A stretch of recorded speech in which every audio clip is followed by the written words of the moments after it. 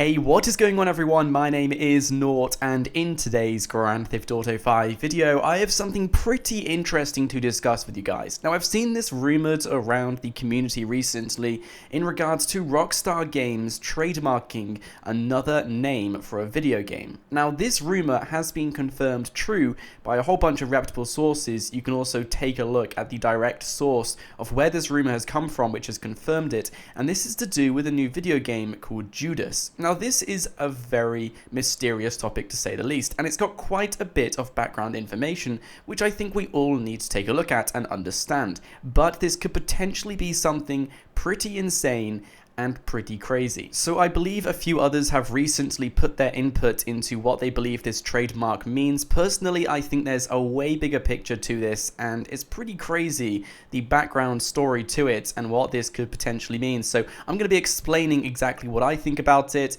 There's loads of things which go into it, so I hope you guys do enjoy it. As always, if you do, a like in the ratings below would be very much appreciated. But let's get into the information and let's take a look at what the entire story is about.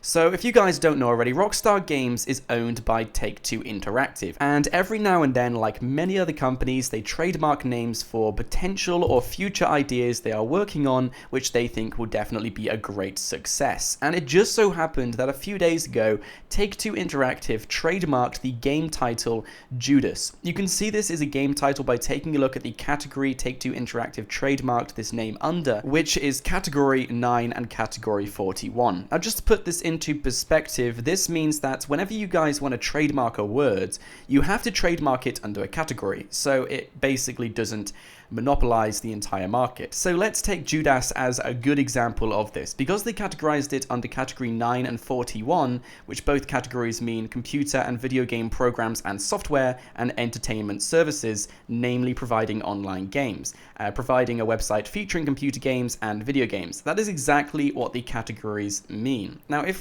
Rockstar Games or Take-Two Interactive wanted to trademark Judas for beauty or candy, they would have to categorize it in loads of other categories, which of course they still can do, but would cost a lot of money. It stops people trademarking certain things for everything. It's just a way of keeping everything open and making sure you trademark the right thing for the right thing. So that's exactly how these categories work, which is why we know that Judas is going to be a video game or something related to video games, which should be released by Take-Two Interactive in the future. I hope that cleared stuff up for you guys if you were a bit confused, but something which drew way more attention to this than it ever should have is that this name was trademarked by Take-Two Interactive just days after their former Scottish boss, known as Leslie Benzies, filed a lawsuit for just over £100 million, otherwise seen as $150 million.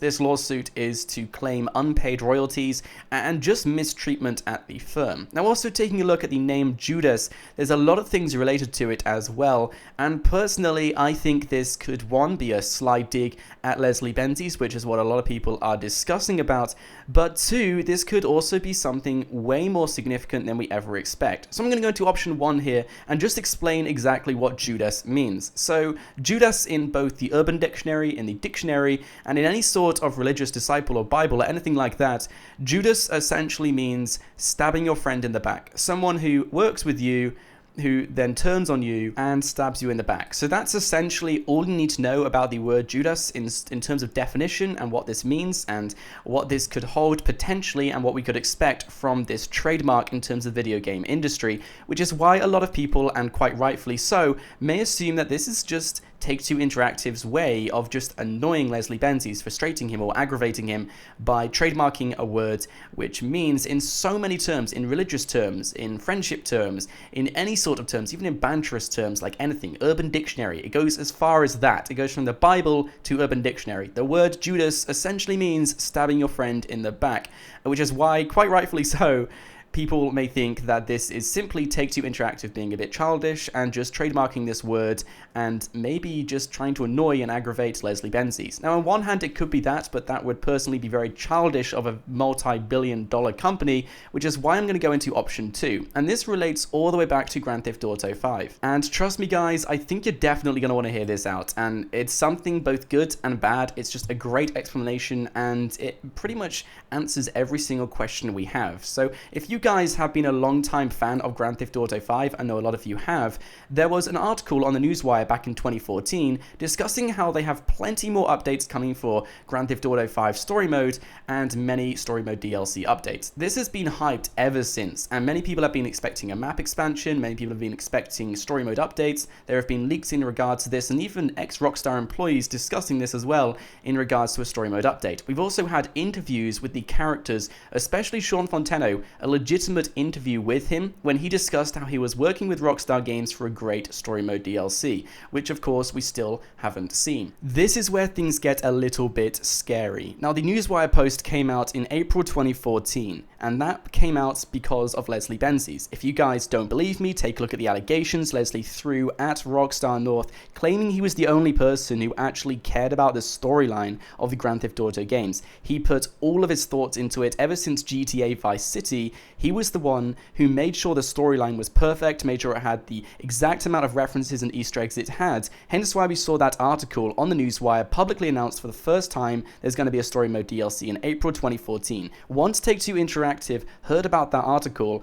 they made sure that story mode DLC wasn't going to come anywhere near GTA 5, so they put him on a sabbatical, a 2-year paid leave, and probably told him it was well deserved. They never announced the reason because those working on the DLC didn't think Take-Two Interactive wanted to cancel it. Of course, this entire lawsuit has most likely been exaggerated in his behalf so he can make it sound as juicy and as great as possible to make sure he wins the lawsuit over. But of course, everything has to be said with a small pinch of truth, otherwise he can't really throw these false allegations over at Rockstar North. That would be almost illegal, so I don't think he would do that. So just taking a look at the allegations and just taking a look at how true they are, a lot of things do point towards that Leslie Benzies was the only person who cared about the game. But once they realized how much money GTA Online made, he was of course convinced to take a sabbatical. They fired every single person Leslie Benzies was connected to, and they just focused on GTA Online, whilst Leslie Benzies was basically kicked out of Rockstar North for 2 years before his contract was of course expired and fired as well. This could explain why we don't have a story mode DLC yet, and why it was delayed and unspoken of by Rockstar Games once it was announced by Rockstar Games at the bottom of a Newswire post. And we can see all of this happened. The Newswire post occurred in April 2014. Leslie Benzies was forced out of Rockstar North on a 2-year sabbatical, and he wasn't allowed in Rockstar North. When he tried to go in the offices, he was kicked out by security because Take-Two Interactive ordered other people in Rockstar North to make sure he doesn't step foot in there whilst he's on a sabbatical. So they pretty much kicked him out. And that happened just a few months after this Newswire post was released, once they publicly announced there's going to be a story mode DLC, which obviously meant Take-Two Interactive got scared, so they kicked Leslie Benzies out. But they wouldn't say there's going to be a story mode DLC unless they had a story mode DLC made, which is why I'm going to show you this interview, which occurred 1 or 2 months after Leslie Benzies was put on his sabbatical by Rockstar North, and this is done by Sean Fonteno, the voice actor for Franklin. A few reality shows I'm working on with DJ Pooh right now, man, but we working on the DLC downloadable content, man, for Grand Theft Auto 5, and that's real big, man. That's like first on my list right now to finish that up, because that's a lot of more cake, man. You know, the check. A lot of new money. This interview answers so many questions. The voice actor for Franklin, Sean Fonteno, publicly admitted in December 2014, 3 months after Leslie Benzies was put on a sabbatical, there's going to be a story mode DLC. But why would he admit this if Leslie Benzies was already on a sabbatical? If Take-Two Interactive already didn't want this story mode DLC to be introduced, why did he admit it? There's only one reason, and that is because he didn't know Take-Two Interactive wanted to scrap this idea. This is because in the lawsuit, Leslie Benzies claimed that he was persuaded to go on a nice sabbatical for 6 months. So the DLC he had been working on with Franklin was, at that point for 6 months, still going ahead. When Leslie Benzies was put on a nice sabbatical for 6 months, the DLC was complete. It was ready and it had its own release date. How do we know this? Because between these 6 months, meaning September he was on a sabbatical, on October, on November, December, January, February, no one understood that Take-Two Interactive wanted to cancel this. This is because on November, 76 weeks ago, Sean Fonteno posted out this image of a live action trailer they were working on for the single player DLC. And this could explain why he posts out all of these DLC teasing images on his Instagram, because once he figured out that Take-Two Interactive were actually going to cancel the entire thing, he was pretty annoyed, and he was probably even fired as well, hence why he posts out all of these images. So this brings me on to my next part of the video as to why Take-Two Interactive trademarked Judas. I've also got some proof going into this as well, some pretty interesting stuff. So as Leslie Benzies turned on Take-Two Interactive, turned on Rockstar North, of course, a great way to get leverage over this is to trademark some inside information. So if he was the only person working on this story mode DLC, surely a great way to get leverage over Take-Two Interactive and maybe make some more money out of them whilst you're suing them is to trademark a name you know they're going to want, like a story mode DLC name, which is why Take-Two Interactive may have trademarked the name Judas straight after this lawsuit was filed on them, before Leslie Benzies could have thought of that idea to trademark it for himself. On one hand, you guys can probably think I'm a bit crazy for thinking this, but honestly, it's a very sensible move for Leslie Benzies, and I'm amazed Take-Two Interactive got in there before him. Then again, I'm not, because Take-Two Interactive is a multi-billion-dollar company. Leslie Benzies might not have had the funds he initially wanted to trademark this name, but just to be safe, Take-Two Interactive most likely trademarked it just in case Leslie Benzies thought of the idea and tried to do so. It's also a great checkmate on Leslie Benzies, because if he wanted to try and blackmail Take-Two Interactive by saying, I'm going to tell everyone everything about Judas, he can't now because Take-Two Interactive officially legally own Judas. Anyway, let's take a look at the proof of this, and something which you guys are definitely going to want to check out is that right at the end of Grand Theft Auto 5, right at the end, when you kill Trevor off, he shouts, "You effing Judas, you're just like him." And you also get an achievement called Judas when you kill Trevor. It's quite literally the gold medal you get. It's called Judas. That's it. That's the final medal you get of Grand Theft Auto 5 campaign. Judas. It's the gold medal, the only medal you can get, and that is to kill Trevor. And the cherry on top of this is that Franklin is the person who kills Trevor. Franklin is the one who gets the gold medal Judas, and no matter what ending you choose, Franklin is the only one who survives. So it wouldn't be the stupidest idea, it would probably be the most sensible idea to say that if there were to be a story mode DLC, it would be a sequel following with Franklin, because he of course killed Michael or Trevor, or they went for the option where none of the characters were killed. And after reading this article about story mode DLC, there was always this confusion about whether it would be a prequel or we would go back in time. Maybe it'd be a time before Los Santos or after North Yankton. It'd be a time between that where you would use Michael or Trevor, and there'd be missions in between. Franklin as well, maybe drug dealing on the streets or something. Or there would be a sequel which would just involve Franklin. Just taking a look at this trademark, it looks like it was going to be a sequel, it was going to involve Franklin, and it was going to be some sort of campaign going along the lines of Franklin and just Franklin as well. Maybe you meet some other characters, maybe you team up with Lamar, I don't know. But something pretty interesting about this is that this genuinely makes sense. It's not speculation, it's not theory, and just taking a step back and looking at the entire story, it makes sense. So going from the start, Leslie Benzies appears to be the only one who cared about story mode DLC. You could see this in the allegations he threw at Rockstar North, so that's why we saw the input in the Rockstar Games Newswire post. Once he was put on his 2-year sabbatical by Rockstar North and then fired later on, we heard nothing about a story mode DLC, but his ideas had moved into online because we saw more Lamar missions. So say for example if the sequel did include Franklin, of course that would most likely include Lamar missions, but it looks like Rockstar North saw how much money online was taking, so they put Leslie Benzies on a sabbatical to stop GTA 5 going into story mode and staying in online. This way they could make the $500 million in microtransactions which recently just came out in reports. So by doing this, they moved a lot of Leslie Benzies' ideas into online. They also fired Leslie Benzies' son who worked at Rockstar North. They fired all of Leslie Benzies' friends who worked at Rockstar North. Any connection he had to Rockstar North, they fired. And of course, when his contract expired, they eventually fired Leslie Benzies. And if you guys are probably thinking, couldn't have Leslie gone into Rockstar North during the 2 years he was on leave?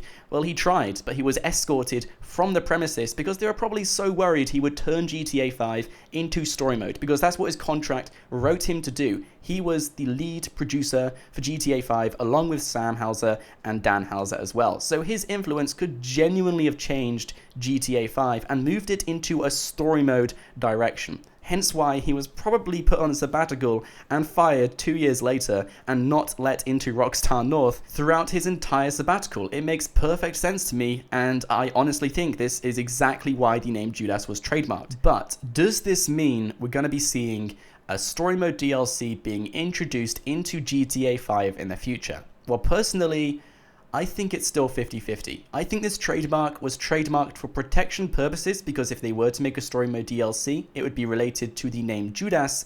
Of course, it might not just be called Judas, it might be called Grand Theft Auto Judas, or it might have Judas in it, but it's going to be related to this word because the final achievement in Grand Theft Auto 5 is Judas. Leslie Benzies knew that because he probably wanted to go in the direction of story mode, so Take-Two Interactive trademarked the word before he could. But taking a look at this story, if the entire story is true, and it does sound true to me, I just want to let you guys know that this doesn't necessarily mean anything at all. Because if Take-Two Interactive, if Rockstar North was so interested in a story mode DLC, surely they would have trademarked the name for it earlier. And it looks like they've only trademarked the name to protect the story mode DLC if it were to be released. So this could genuinely just mean Take-Two Interactive want to protect the name in case they ever do want to go down that line, but judging by the fact they haven't trademarked it for almost 3 years, it could show their lack of interest in it as well. They literally just don't want to let Leslie Benzies get this trademark, and they don't want to lose it to someone who's trying to sue them, because that would mean he would have leverage over them and they might have to pay out a large sum of money to get that name from Leslie Benzies. So it's just literally for protection purposes, which is something I can also completely understand. But because they trademarked it, they obviously do care about that asset, they do care about the story mode DLC, but it doesn't look like it's going to be introduced anytime soon. It looks like we're probably going to be seeing it in a year, 2 years time, however long down the line. Once Grand Theft Auto 5 has died out and there's more games around, they will probably release this story mode DLC in a spectacular fashion, in a massive map expansion. They'll probably revitalize Grand Theft Auto 5, which could give them more time to produce Grand Theft Auto 6, which is a game they promised to produce. So that is my input onto it. I decided to make a video about this because I saw a few others were discussing this topic, and in my opinion, I think this is such a better explanation on why they trademarked the name Judas. It makes much more sense as well, and it's not just theory or speculation or anything like that. It could genuinely mean something way more significant than we ever expected, and it does sound very, very sensible to me. It sounds like a pretty reasonable opinion on why they trademarked this name. So I would love to know your thoughts about this in the comments section below. Of course, this could be another game in the future. It could be a Red Dead Redemption game. It could be any sort of game. It could be a game under 2K Games. It could be a game